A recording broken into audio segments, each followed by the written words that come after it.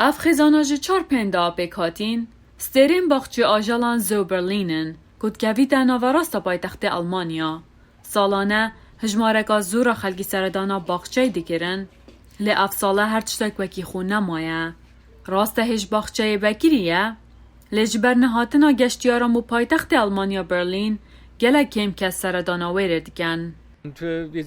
ام نهای لنیوا باخچه برلینی آجالان تو دبینی گشتیار گله کم بونه ویروسا کرونا کاریگری لمجی کریه و گله کم گشتیار سردانا باخچه دیکن. گشتیاری بشه کی جیانا برلینی بو. دگلوی ام هنکی کف خوشن کاری ما بردوامه لی ام بهیوین جیان وکابری وگرد. باخچه زو برلین لسال 1844 هاتیه دروست کرن. گونترین باخچه آجالای لبرلین.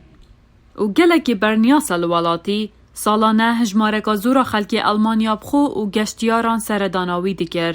که ساله که دا نزیکی 3.8 میلیون پلیتین چوناجور دهاد نفروتن. لجبر قدقا در کفتن ویروسا کرونا افیه وک خونه مایه.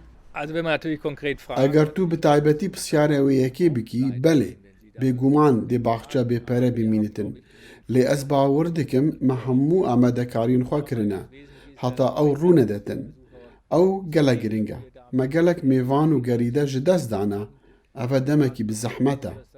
پشتی قداغا در کفتن لبرلین دست بکری باخچه همی آواهین خویم بچوکین وکو گرین ماسیان داخستینه لیل جهم وکریین کو آجالن وکه فیل پنده و پنگوین لی هر وکری ماینه.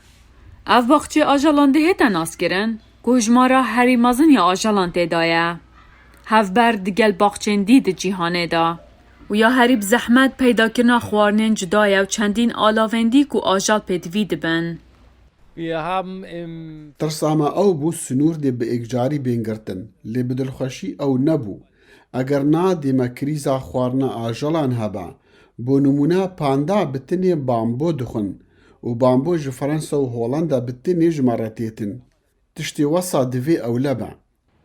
باخچه زو برلین همی روژن هفتیه وکریه لی خوارنگه و کافینوی دیگرتینه و میوان دوید بردوان ماسکان لبرخو بکن و رده تدام بتنه جمارکا دست نیشان کریا خلکی ده همان دم دا سردانا باخچه بکد.